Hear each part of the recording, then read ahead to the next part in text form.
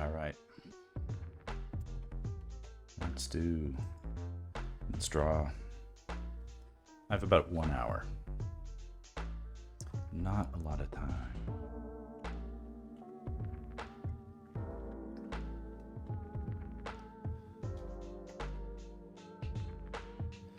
But I'm fresh from the shower and excited for the day.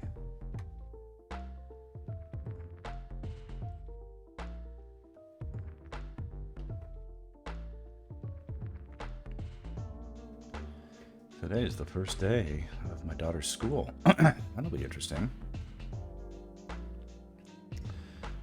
Very stressful. So, okay. Well, we made a lot of progress on this yesterday. Let's just keep it up. We'll see how far we get in an hour. And no stress. Interestingly enough,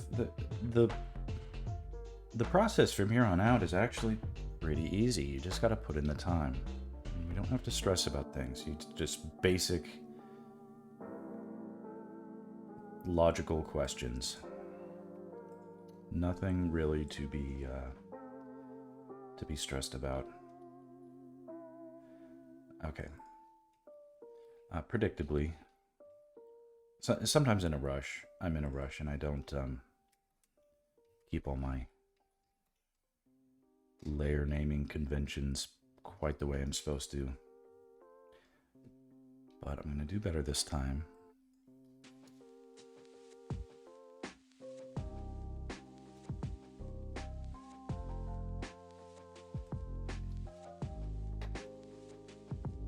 Okay, thinking about this, we're going to see what we can do to express the ambient occlusion using the same tools as yesterday.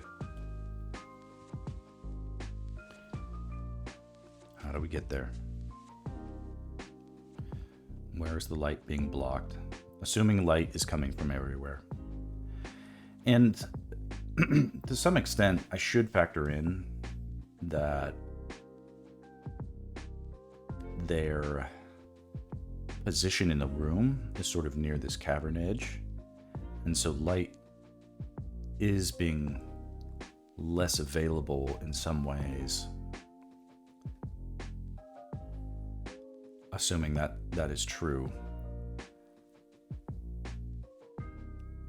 But that factor is going to be pretty minor.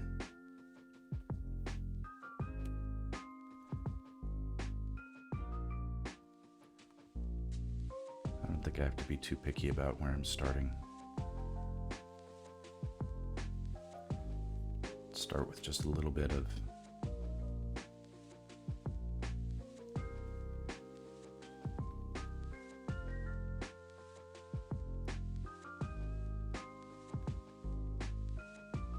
shading.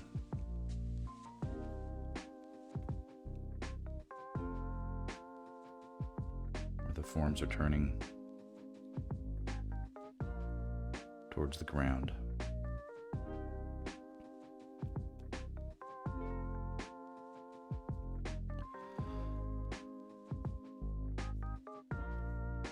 We're sort of assuming that there isn't a bunch of reflected light bouncing up off the ground.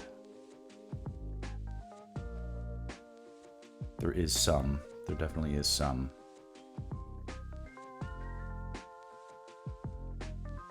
But not tons and tons. So we're not going to treat him as underlit yet, although he will be underlit later on. But we don't start that way.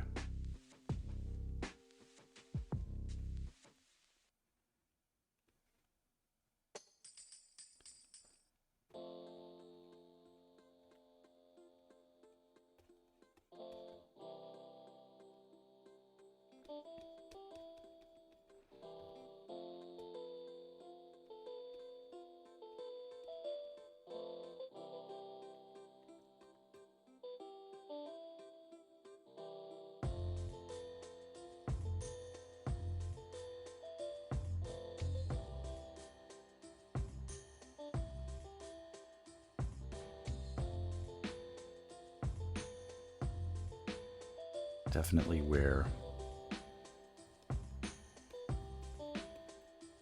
his arm is close to his side, that light is getting more blocked.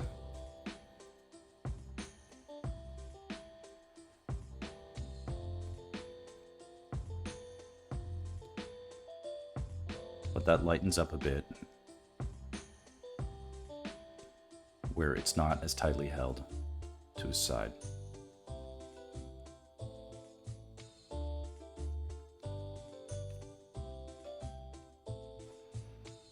Definitely in between the knuckles.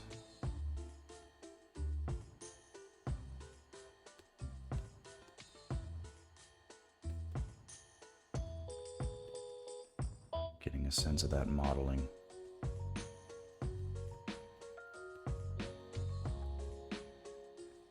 Very diffuse. It's not really a cast shadow, it's just that the light is a little bit blocked there.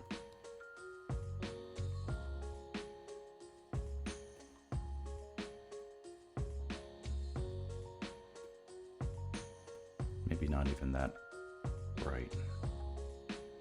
Or maybe not even that intense. Just a little bit of a stain of shadow. And here I've already shaded a little bit of posterior.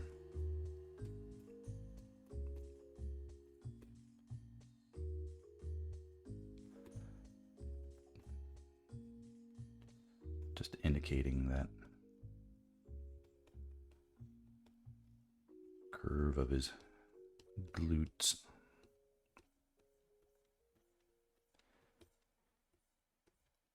Okay, and there's less opportunities for light to be striking as brightly as we get closer to the ground.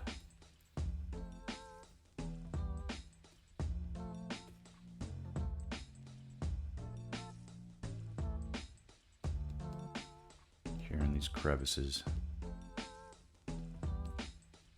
light just isn't getting in there.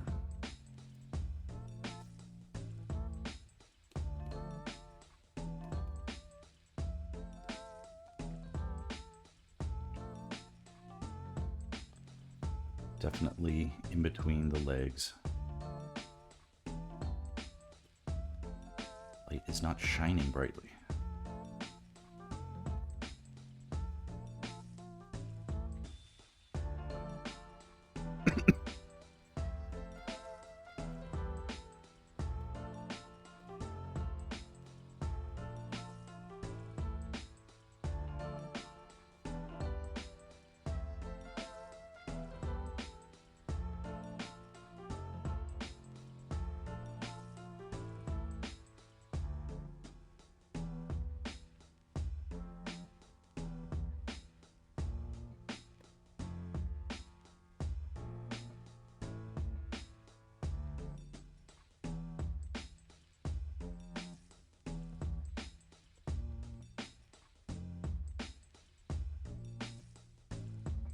Might be a good opportunity to show off my freshly washed hair and face.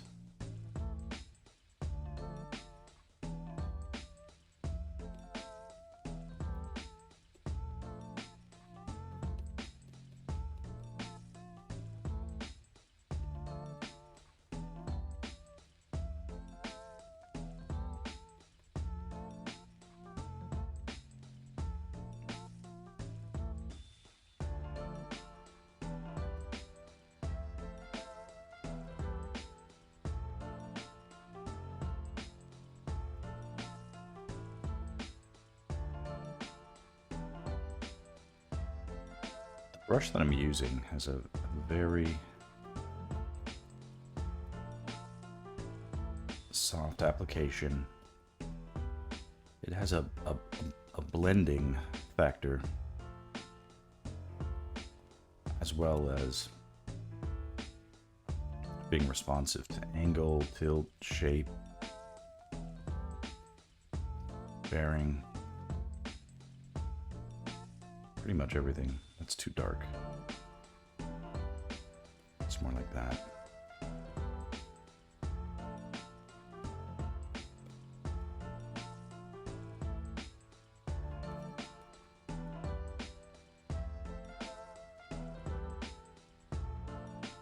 There are planes here that I've sort of designed that are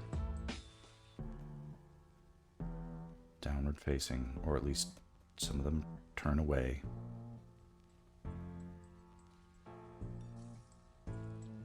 Turning away from the light.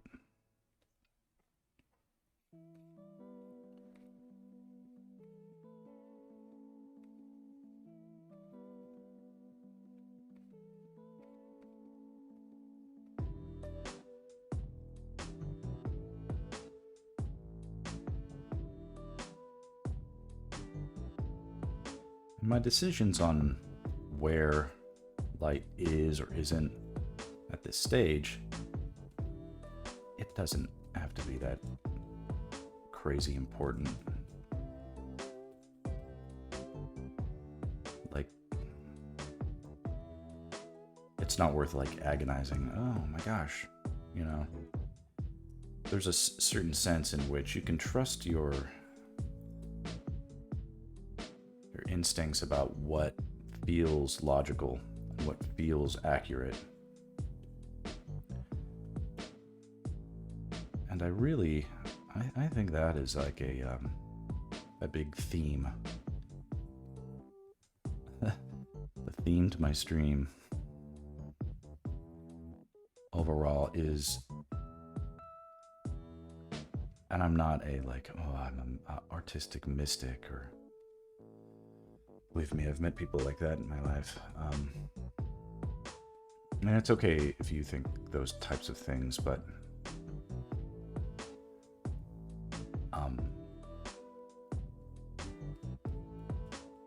agnostic about like a source creator that the universe, you know, beams inspiration into our brains, which it's very cool if true. Not knowing whether or not that is true, I can definitely endorse a kind of sentiment that our minds, our eyes are part of our brains. That's true, right? And our brains are part of our emotions. And in that way, we can see with our feelings and get a sense of what is right by going by feel from what we're looking at.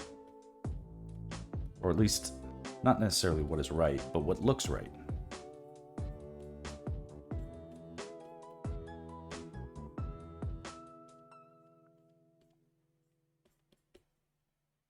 And using that, let's see, everything here got too shaded.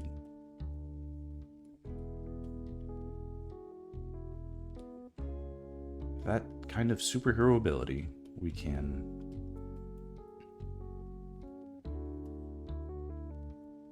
use our eyes, trust our feelings, and ask questions that help us create better art pieces.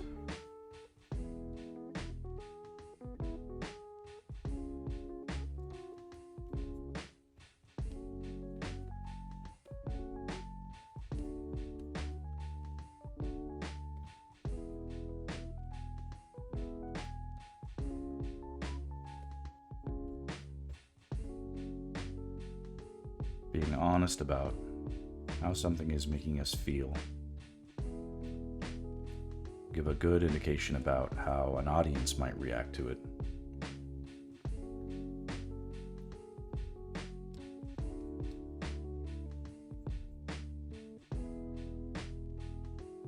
If we're designing for an audience,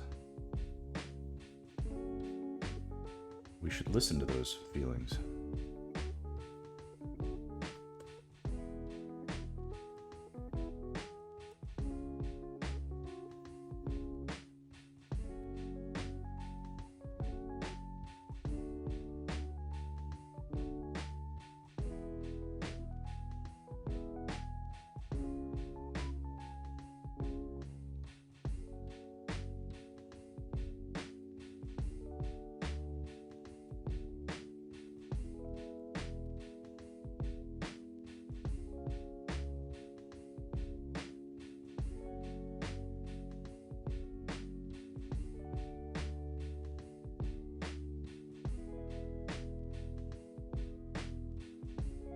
I'm gonna go when that timer hits 1 hour. So we're 16 minutes in. So this is gonna be a quick one, but that'll have to be the way of things for a little while.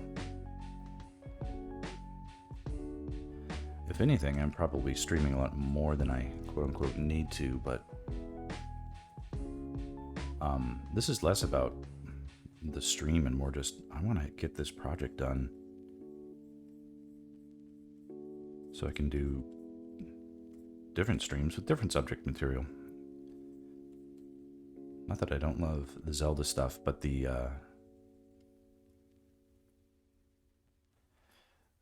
gosh, the fact is, if the release date for Zelda is next year, then the whole premise of this is probably a little moot at this point. There's whoever's storyboarding this is already storyboarding it. They're probably already shooting the damn thing, and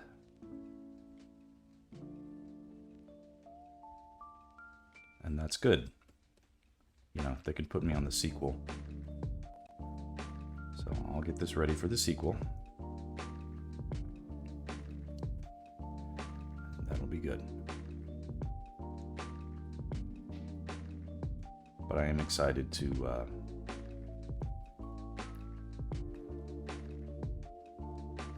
also move on to different subjects. Like, I'd love to do some, like, I keep coming back to like Street Fighter 2 or something like that. It's fun.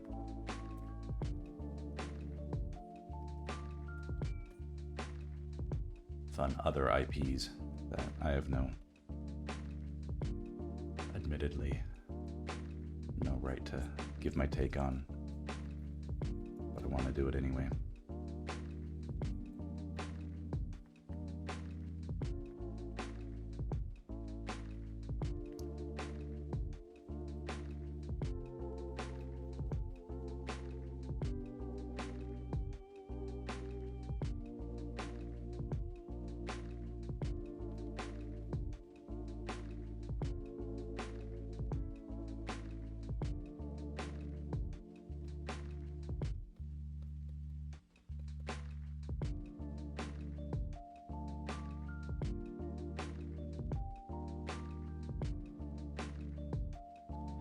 Okay, that looks decent.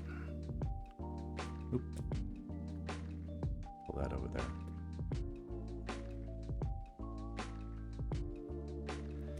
Save my work.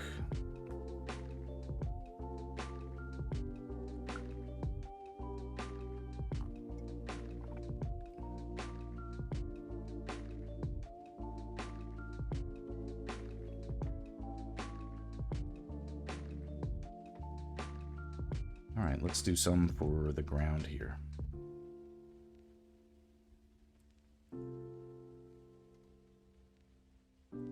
Rock lines. That's not the fill, it's the flats.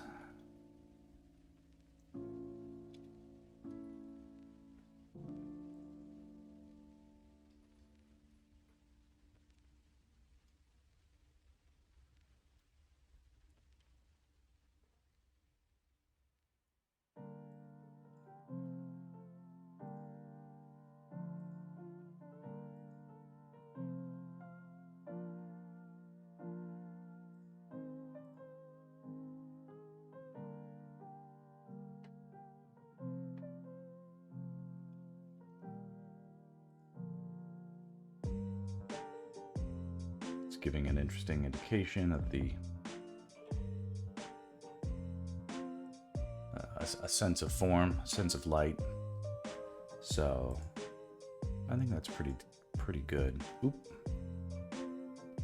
Went too far, deleted too much. I do see that the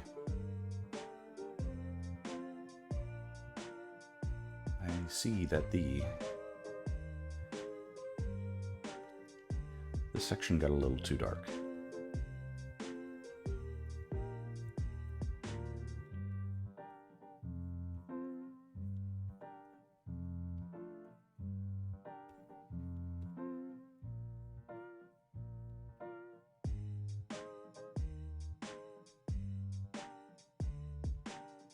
should be better. And a little more darkness over here.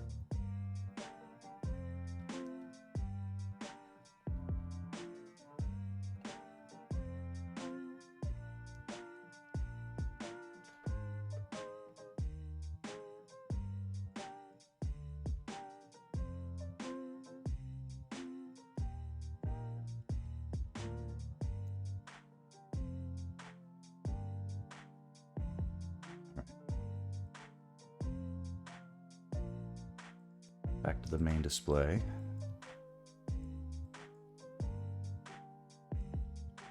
You can start rendering in some of these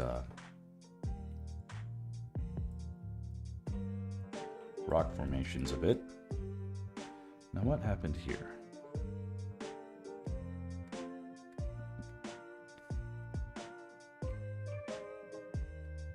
Looks like there's a gap for some reason.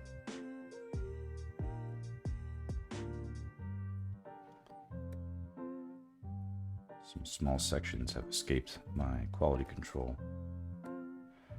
Probably due to me resizing things that were happening in the foreground. Okay, looks good now.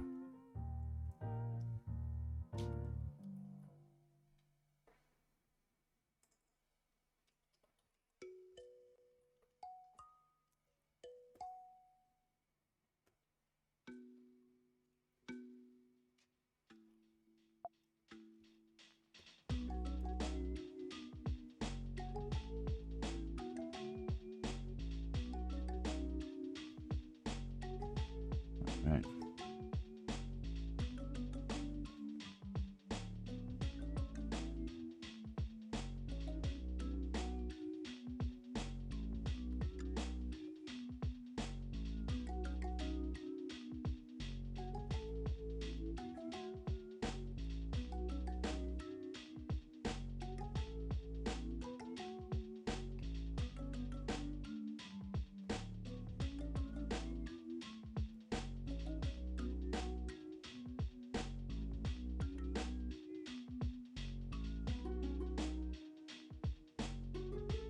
I'm no genius when it comes to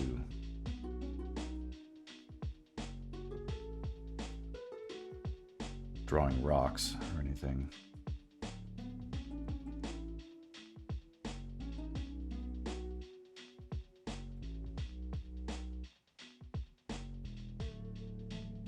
But I don't so far hate what I've brought here to the table, so let's see if we can do something with it.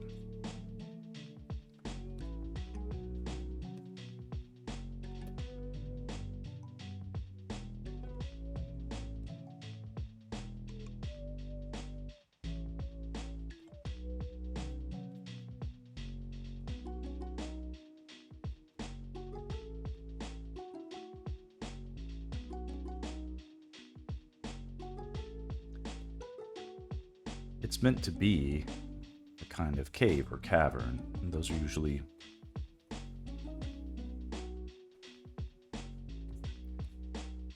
created by blowing or somewhat sizable amounts of water affecting rock over time.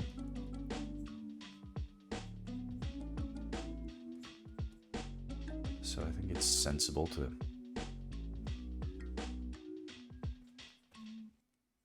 have something that feels like rock that has been worn over by water.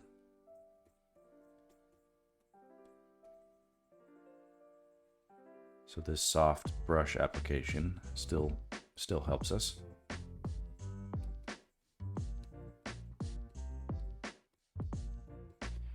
But I'm not really thinking about it too much. A lot of the questions like, okay, is this fold going this way or that way? Are we making the rock turn up or is it turning down? Not really thinking about that too much right now. What does make sense to sort of think about that is a little complicated is right here where it feels like the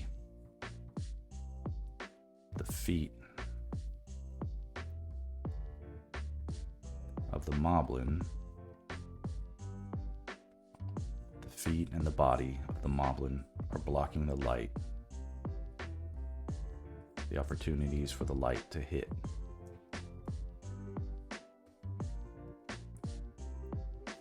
It can get pretty dark as a result.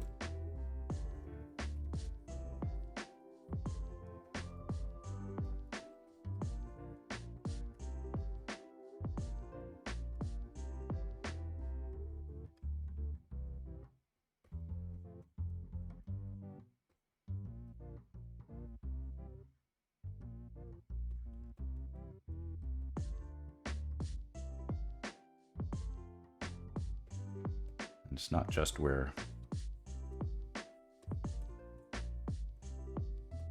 the feet are touching, it's sort of going to be this whole spread.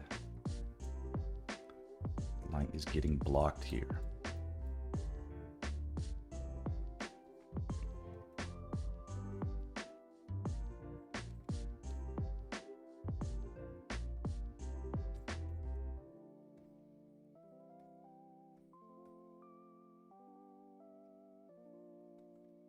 Lots of blocking, lots of light blocking.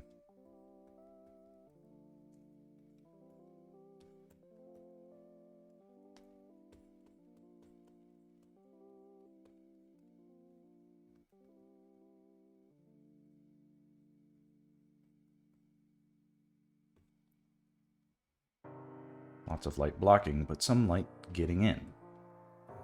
So not too dark. And this back foot he's on his toes over here, so his heel, I've decided, is being raised up.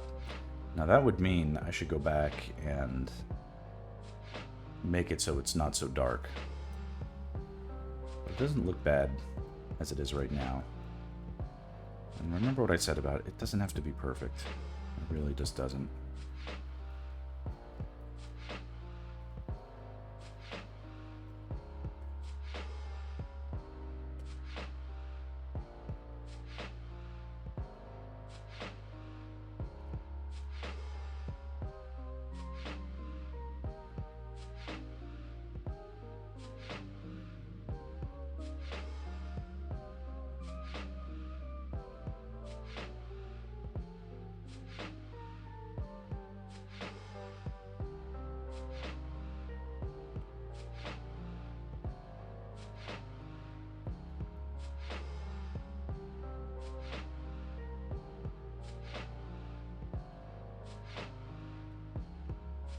Sort of imagine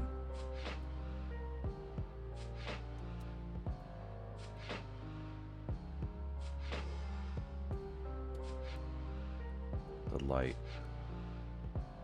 also getting dimmer as it gets closer to the cavern, like here in the dark foreground. We see that the foreground is dark. Light isn't going to be coming from this way. Light goes over here and it dies.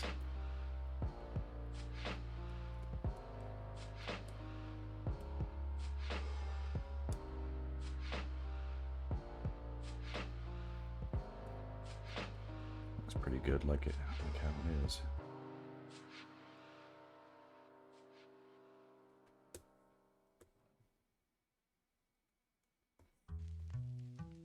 Given what I just said, let's apply some of that.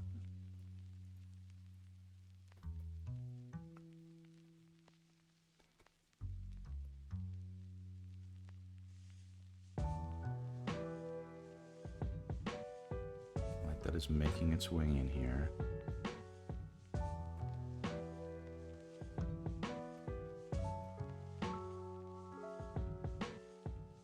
Comes and it dies.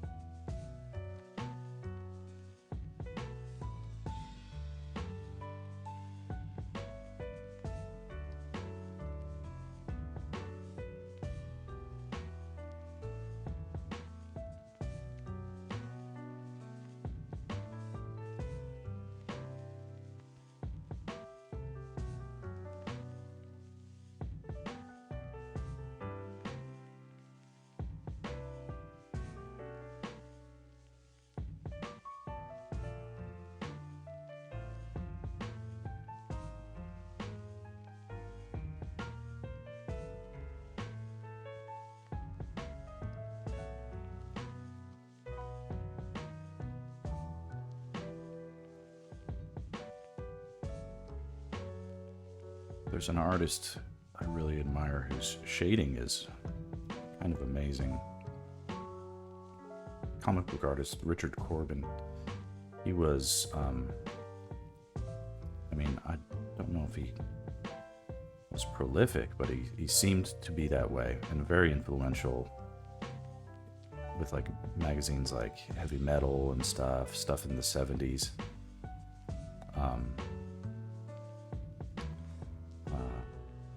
80s, 90s, I guess. He had a few titles he's infamous for, not without his controversies. His stuff is very sexually charged, and it's very graphic violence and nudity, gratuitous male and female nudity, and you know, not the kind of stuff for minors. Very much adult comics, but and while his figures were sort of grotesque and distorted,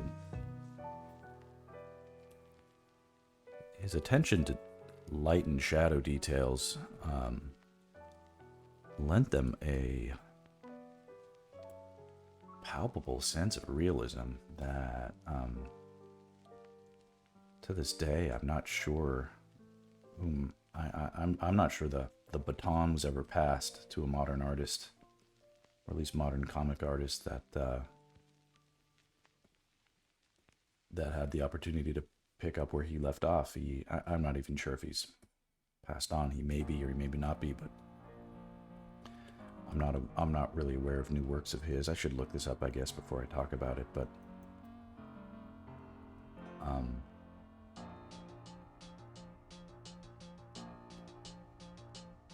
his works, and then further, like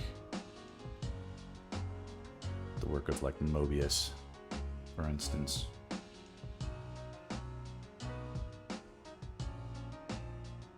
Also another heavy metal type artist.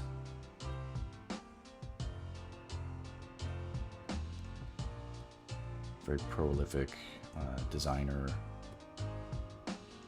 and even storyboard artist, I guess. All these guys were comic book creators. And comics and storyboarding are kin. They're related disciplines, not necessarily one-to-one.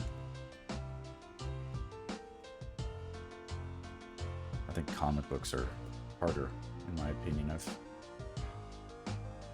had my opportunities to work on comics. There's definitely a lot that goes into them.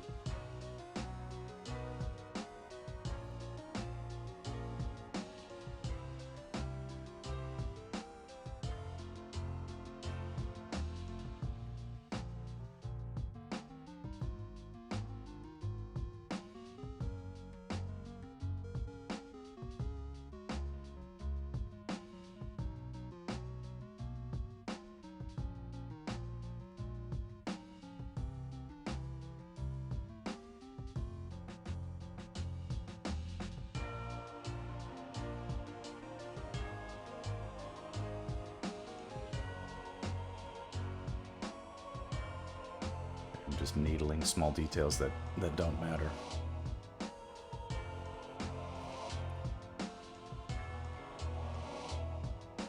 In some ways, it's better to actually reduce the information than to... Between making information more real and making a decision whether or not that information helps the overall design, always go with the overall design. So while I'm modeling and making all the little shadows of every little pebble, ultimately the composition is about what's happening in this scene, this fairy eluding these bad guys.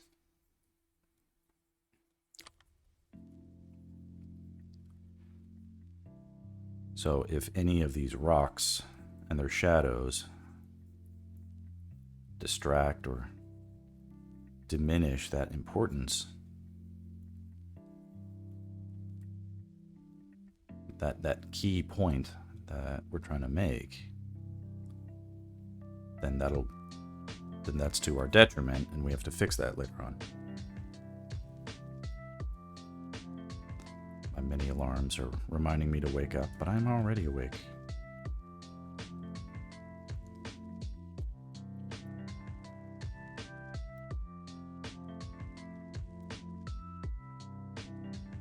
It's really cool to see now that this plane of ground is getting more detailed, the real way that the scene has the potential to come together and look amazing.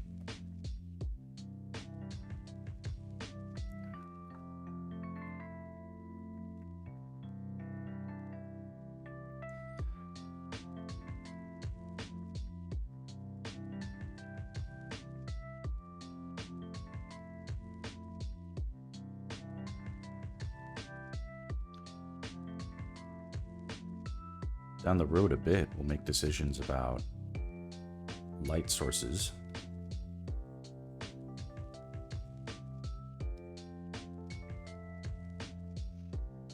Like the major light sources at play. Right now, the ambient occlusion shadows that we're designing sort of correspond to like a universal amount of light that is sort of just present.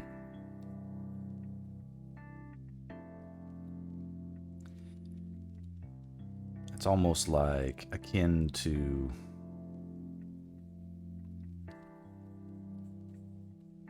the light at night on a cloudy day. The light at night on a cloudy night where the moon is behind the clouds. And so you have a lot of dim, diffused light. But you can see what's going on.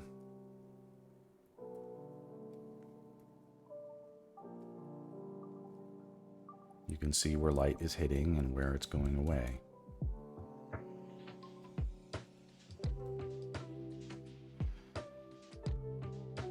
Maybe that's a good way to think about it.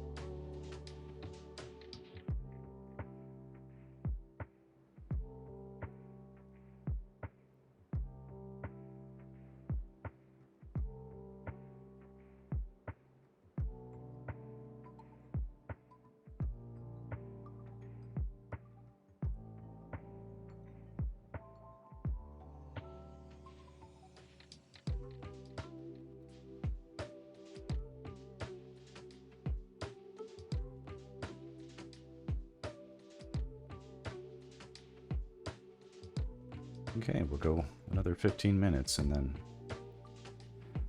I'll be a dad the rest of the day.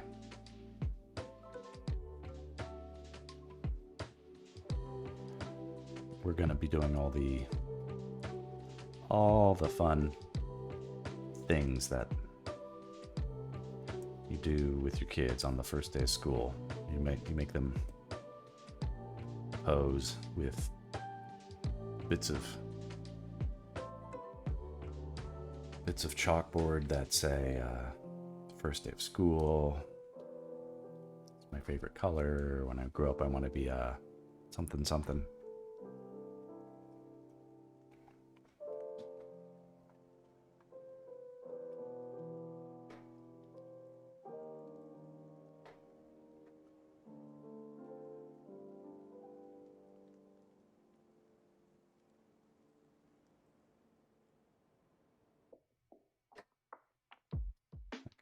We get a sense of the modeling here in the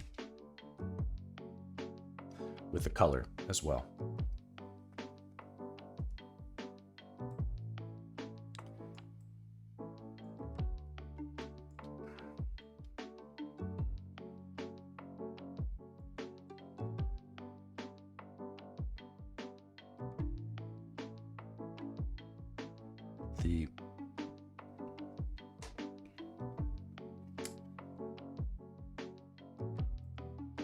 I wonder if I should just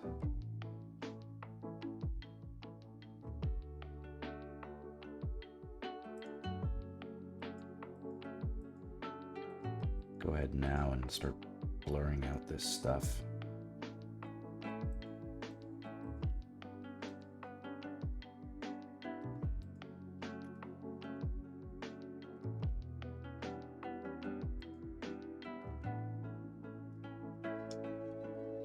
I'll save it a little bit. There's still some things left to do. And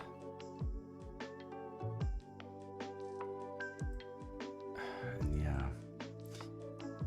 I'm not going to do this often in this series. At least I hope I don't feel like I have to. But I might try playing around with some depth of field in this image. Just as I think it'll help reinforce scale with the fairy.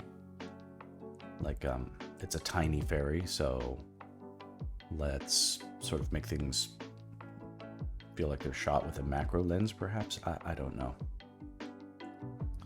But making her tiny and other things feel gigantic is, I think, appropriate. It's kind of looking cool.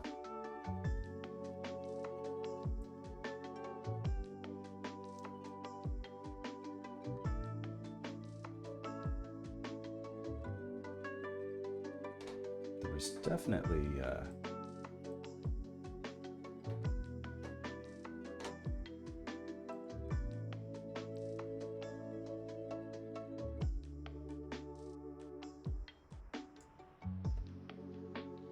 there was another shading layer on this Armos that got overwritten when I did the color. Let's see if I can bring that back now. Just save myself a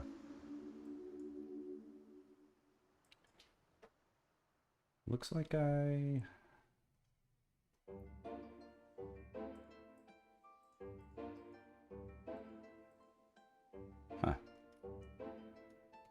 looks like in that version I hadn't even gotten to it.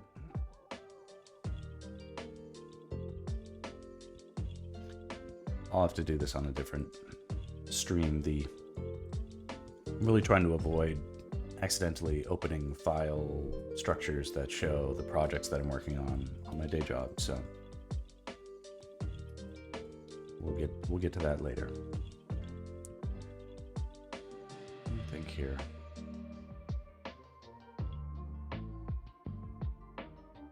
I am going to see what I can do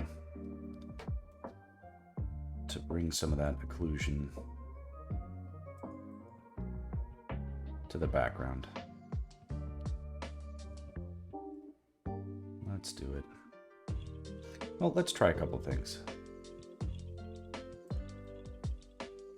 What does this look like if we just flatten it out and blur it? Let's just see.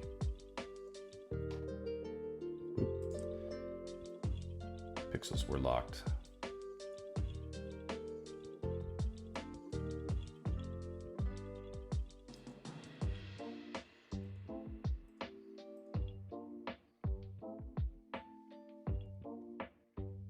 Like that has an interesting effect that I think is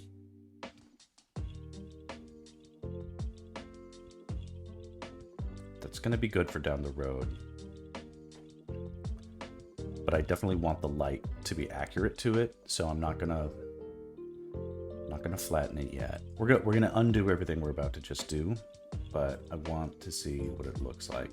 Just like a little bit of hint that I might at least be justified in my suppositions.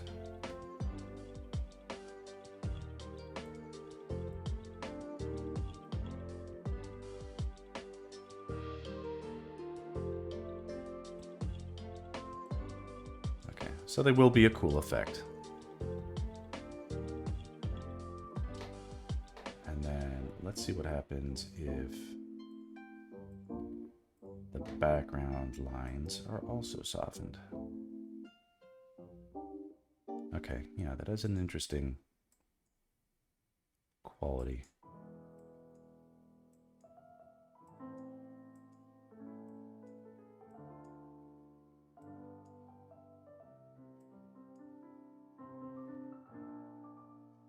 Has a kind of cinematic sense to it, which is the intent. This will have the added plus of being forgiving with mistakes that I make in the foreground and the background. I'll just be blurring them out, right? That said, let's not cheat the process too much. Okay, we have 10 minutes. I'm going to do over here.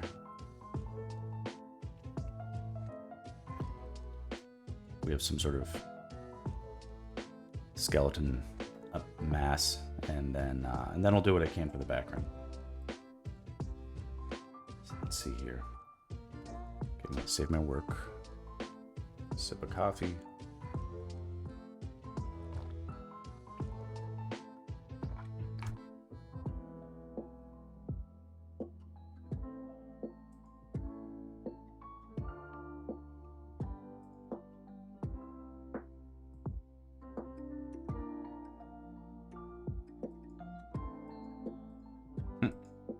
That's cool. It's messing around.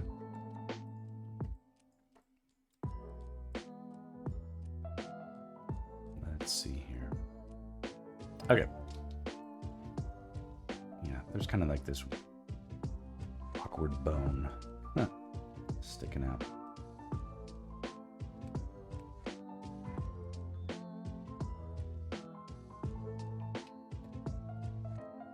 I don't know. Do we even need that?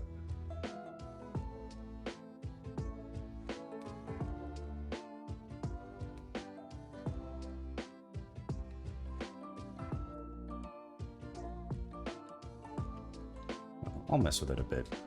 Maybe I can save it.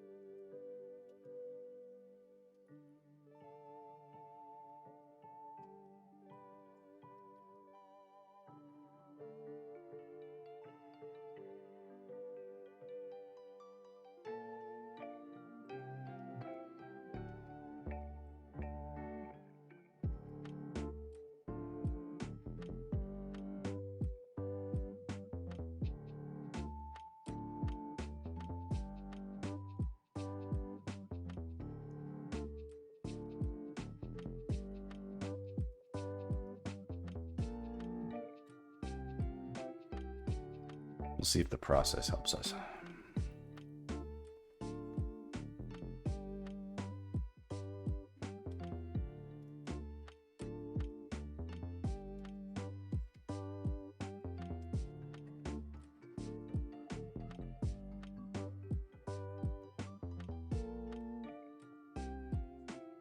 There's some weird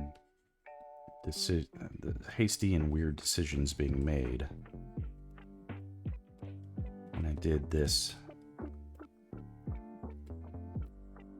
part of the composition. I get what I was trying to do. There sort of does feel like there should be something over here, but I sort of implemented it so haphazard and lazy. I'm not pleased with my decision at the time. Random bones sticking out from the shadows.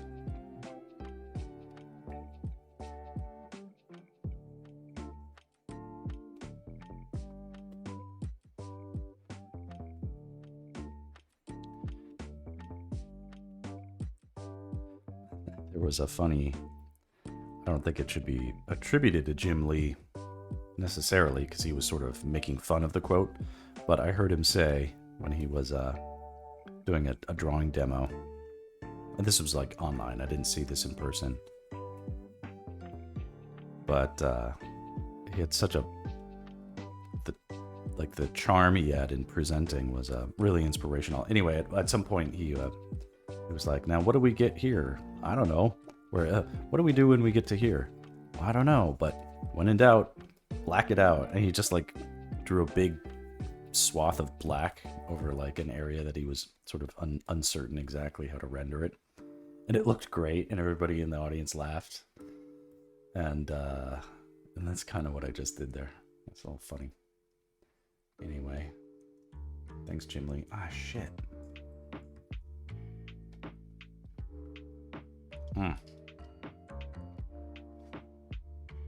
Okay.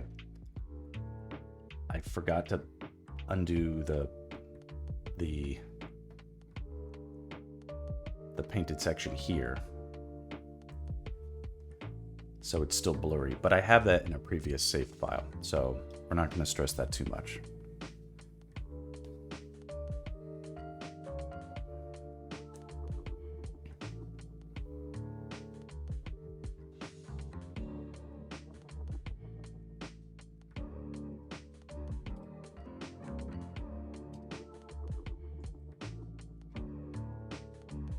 Okay, we've got 5 minutes to do something in the background. Let's do it.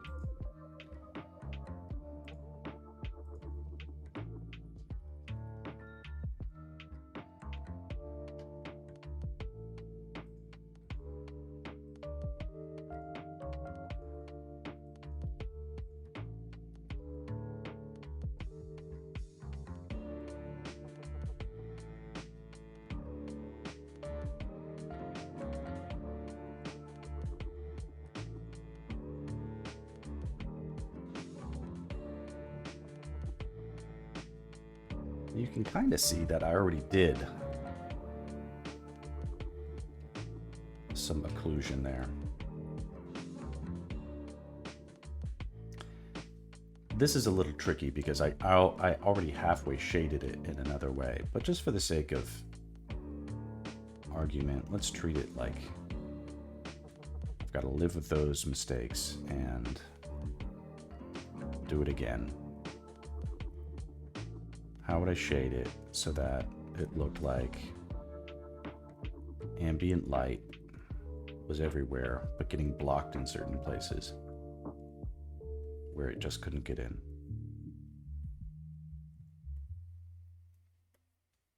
And that was the only source of light, just the ambient light, because that's the other key details that we're not thinking about, at least not. We're not thinking about light, other light sources, or bounced light from other light sources. That will factor in later, but not here. So, sort of identifying where we have planes that are turning away from broadly lit areas. Corners and crevices, like deep corners and crevices. Oh, we have a nice crash. That is bad. We'll see where that ended up. Yeah, Yeah, you sure did quit unexpectedly. Holy moly. These are indications, signs that that my file is too big. I have to start breaking things up, I think. That can be okay. That can be its own stream. How to manage that. But let's see here. Yeah, okay. So we didn't really lose any work. It's all still here, and that's fine. We're gonna leave the background stuff for another stream.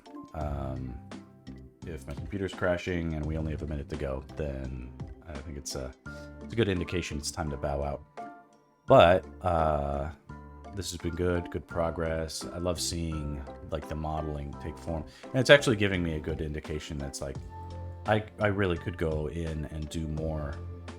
Like here, I wasn't even taking the occlusion stuff as seriously, and you can kind of tell. Whereas like this is really starting to look 3D.